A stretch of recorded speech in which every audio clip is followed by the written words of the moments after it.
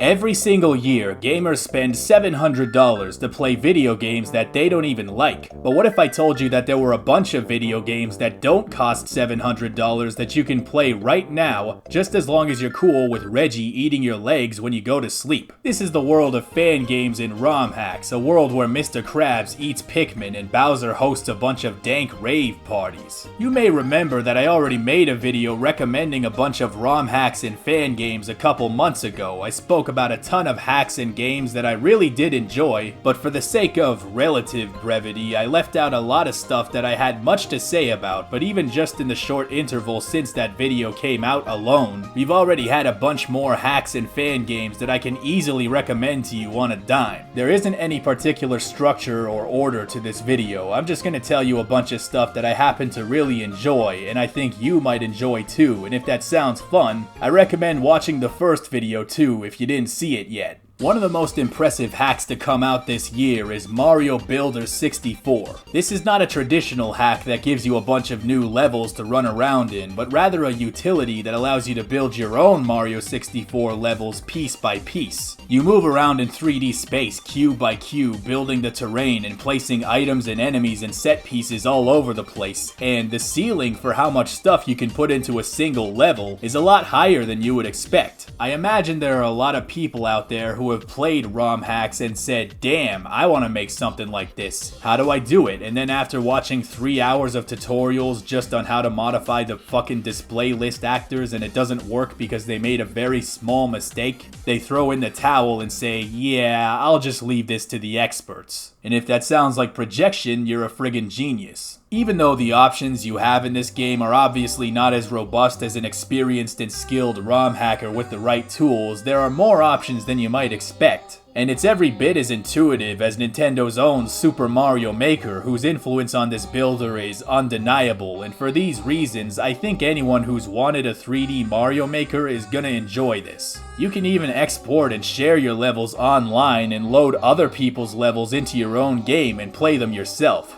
Now that's what we call above and beyond. Super Mario Sunshine Eclipse is a game I spoke about recently, but the SparkNotes version is basically that this is the first big balls quadruple A Mario Sunshine hack to come out. I mentioned one of the demos for this game in the first video on ROM hack recommendations and said that it was an extremely promising hack, and now that it's out, let me just say that I've never been so happy to be right. There have been a few great Mario Sunshine hacks before this one, but this is the first one that I found to be big enough to be worthy of being called a spiritual successor to the original. This is the Sunshine equivalent of Super Mario Star Road, you know what I mean? In terms of quantity, the content more than doubles the original, with all kinds of new levels and miniature areas that add a ton of flavor to what was already a very fleshed out game world and possibly my favorite world in a Mario game, period.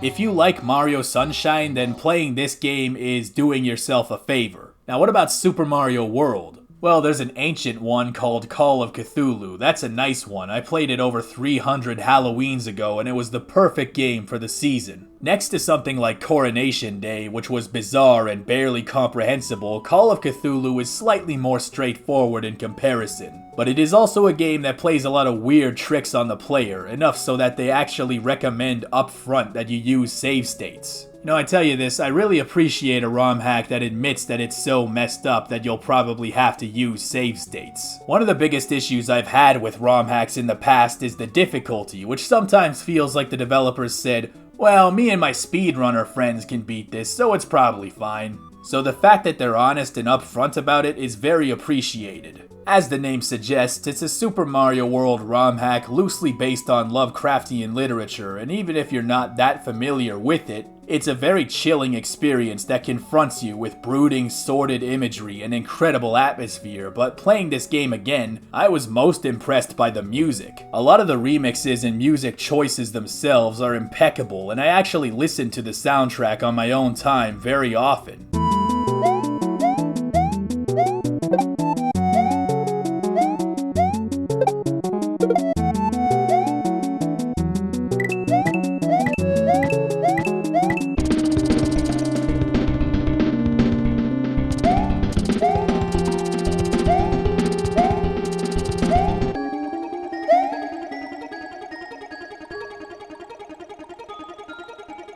You might need to consult a walkthrough for some of the weirder parts, but even so, this is a Halloween classic. And on the Super Mario 64 side of Halloween classics, you got SM64.Z64. I think everybody should play this one, although I don't want to spoil it for you. It's kinda like Doki Doki Literature Club in that it's a game that will never be as effective upon subsequent playthroughs, so you should check it out for yourself. Doom mods, now you can't forget about those. Wolfenstein Blade of Agony is a favorite of mine. On top of having all kinds of new weapons and enemy behaviors and complex level design, there's also an entire story and extended lore written into it. It does an excellent job of immersing you into the time period and world, and it's also just really fun to play, just as long as you never pick the hardest difficulty. If you weren't so hot on Wolfenstein New Colossus and New Order for whatever reasons, this might be a better alternative for you. It is a legitimate thing. GZ Doom is famously very powerful, enough such that it can create games that are unrecognizable from the game on which it's based, such as Sonic Roboblast 2 Kart, which is a kart racing spin-off of Sonic Roboblast 2, which is already a very impressive Sonic fan game. As much as I enjoyed playing this one, I don't think I enjoyed it quite as much as the kart racer. I don't get why this is so fun, but it is. Whenever I touch this game, I get stuck in a trance where I just keep playing and can't stop playing. You are just drifting and boosting and drifting and boosting and drifting and boosting. It's every bit as fun as any drift-heavy kart racer I played in my life.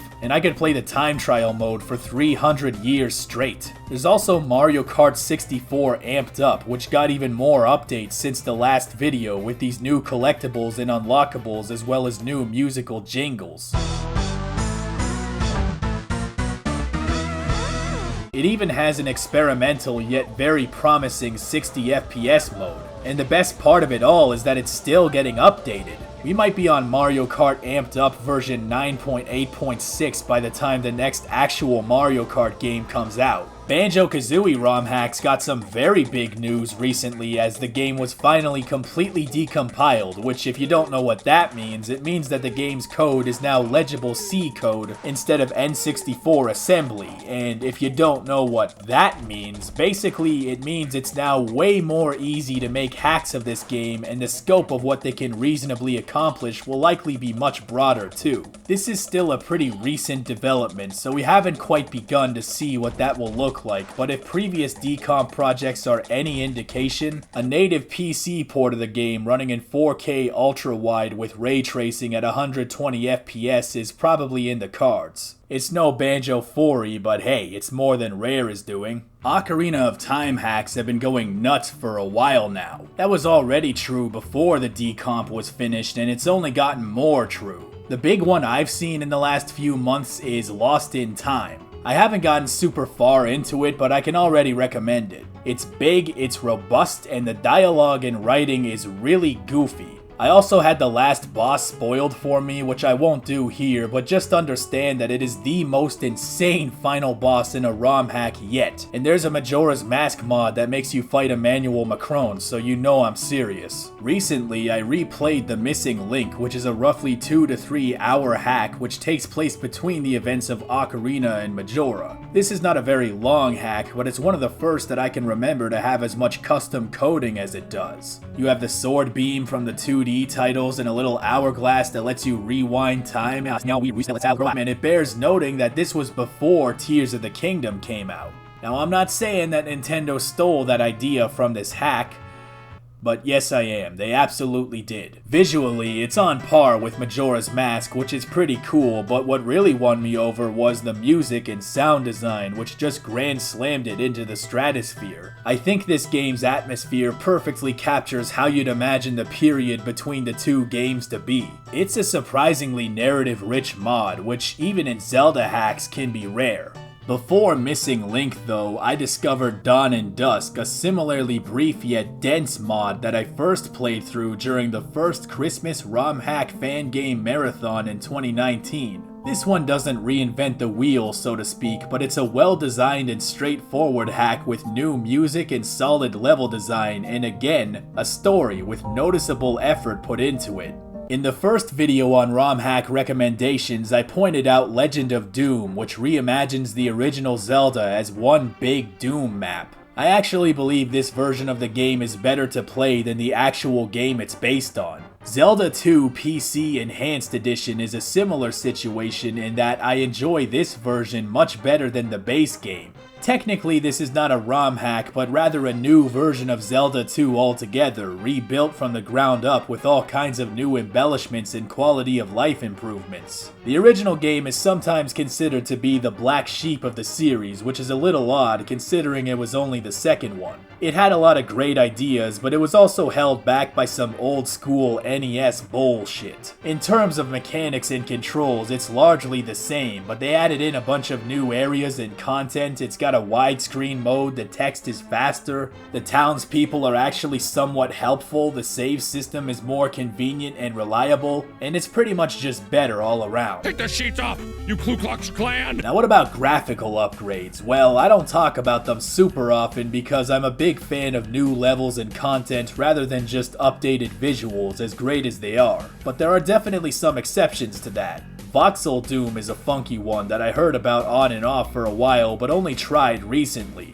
Basically, everything that would otherwise be 2D pixel-based sprites has been converted into 3D voxel-based models. I just think that's kinda neat. Mario Kart 64 HD was one I briefly mentioned in the first video, and it's impossible to ignore because the effort required to make it was beyond absurd. They needed to make their own high-quality 3D models of the characters and then render each of them out over 1,000 different times for every single character to replace every single frame of animation from the original. This isn't something you make for any other reason than pure, unfiltered passion. You would have to be insane otherwise. Render 96 is a mod for the PC port of Mario 64 that makes the graphics look more like they do on the box. I made a video on this one during last year's summer marathon, and it's actually the most viewed video on my channel, which really surprised me. Compared to a lot of my other stuff, I didn't think that video was particularly special outside of the subject matter, but I guess that's just the power of Render 96. Circling back to Mario 64 hacks, decades later is a reimagining of Mario 64 made entirely from memory. This hack is bigger than you would expect. In addition to the completely redone levels with all the new embellishments, some of which are unrecognizable from the source material on short glance, there are all kinds of secret levels and additional bonus stuff to find as well. It may just be a simple retread of Mario 64 on paper, but it feels like a completely new video game,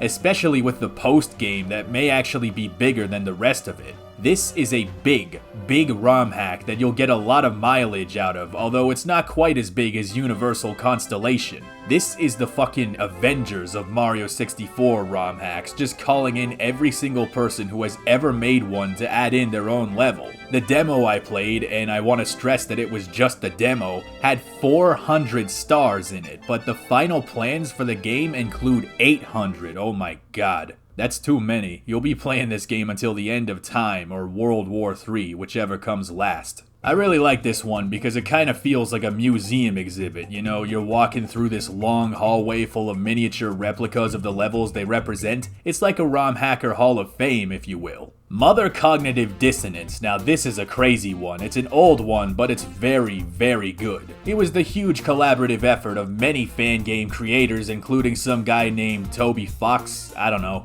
The Mother trilogy, in my opinion, tells one of the best stories in the video game medium, and they left some pretty big shoes to fill in terms of writing. The most impressive part of Cognitive Dissonance is how neatly it ties into the established lore of the original titles, while also maintaining that weird, offbeat funkiness that keeps the games relevant today. Make no mistake, the Mother series is a hugely fan-driven series. I mean, it ended in 2006, so it kinda has to be, right?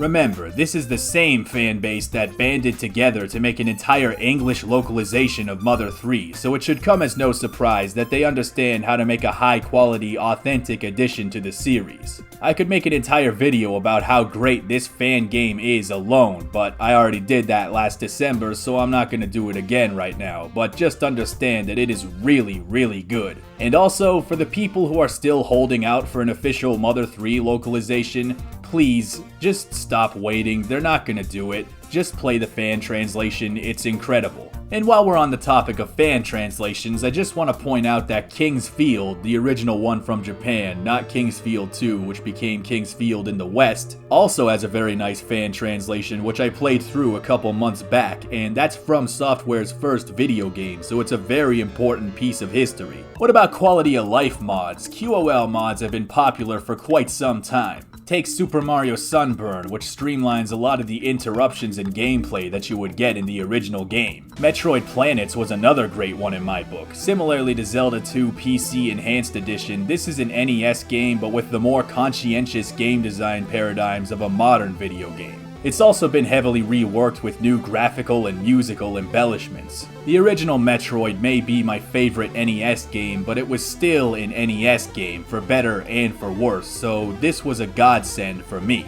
Then there's Pikmin 2 Caveless Edition. One of the more bewildering aspects of Pikmin discussion, at least to me, is how much people seem to hate the caves in Pikmin 2. I thought they were fun, but I guess people just don't like the RNG and all the chaos that implies. Caveless Edition is a shorter, brisker take on Pikmin 2 that takes place entirely on the surface, remixing the game's treasure and enemy layouts, making for the Pikmin 2 experience that people who hate Pikmin 2 always dreamed of having.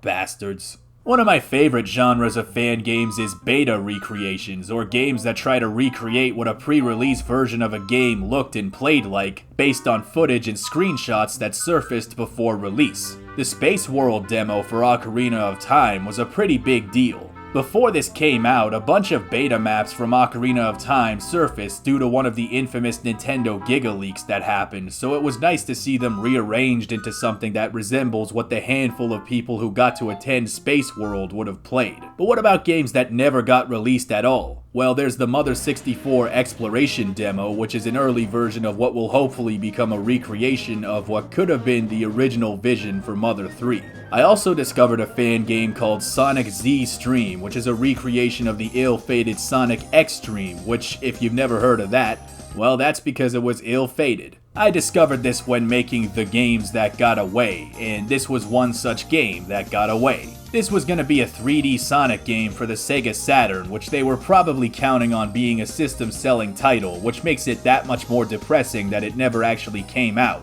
because if any console needed to sell more units, it was definitely the Saturn. Most people who have seen the footage agree that it probably wouldn't have saved the console and definitely couldn't go toe-to-toe with Mario 64 or Crash Bandicoot, but I mean, it's better than Bubsy 3D. It takes a very different and bizarre approach to 3D that you don't see today.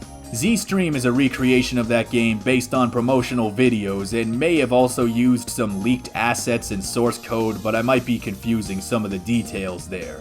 But either way, it's a really cool thing that exists, and I think if you've ever been curious about the game it's based on, you definitely gotta try it. The last game I want to talk about today is Mario Adventure 3. This is a ROM hack of Super Mario Bros. 3 that just came out. It's been in development for like 12,000 years, and from what I can tell, it was well worth it. I'm more of a fan of 3D Marios than 2D Marios, and I have a habit of dismissing ROM hacks of the NES titles especially. So the highest compliment I can give this game is to tell you that I didn't ignore it. No, but seriously, this is incredible. On top of having all new worlds and inventive level design, this game adds a whole bunch of brand new power-ups and mechanics while upgrading existing ones, so much so that there's actually a tutorial level in the beginning to get you up to speed with it. My favorite is this Firefox power-up that lets you do this little fire dash thing that Kirby does. You got the Ninja suit that lets you wall climb and wall jump like Ninja Gaiden, the Koopa suit from New Super Mario Bros., and you can be a Hammer Boy too. The levels have a real-time day-night cycle where all kinds of enemy and item layouts are different. Secret stars, kinda like the star coins. Coins and cherries can buy extra stuff, and experience points that let you upgrade certain abilities. It's a lot. This is one of those special ROM hacks where you can tell pretty quickly that this is one of the best hacks of the game ever released, you know? This is definitely a before and after type ROM hack. Like I said at the end of the first episode, the ROM hack and fan game scenes are never done evolving. There are always going to be things that deserve attention that I didn't talk about, and I give it a couple of months after this video drops before somebody shadow drops Shotgun Kirby 64 or something, but that's enough out of me for now. One day I'll have to make a third episode of this series, if you can call it that, so tell me, what ROM hacks in fan games would you like to see? Should more ROM hacks have Mr. Krabs in them? And where do you stand on my idea of a crossover between Banjo-Kazooie and Hatred?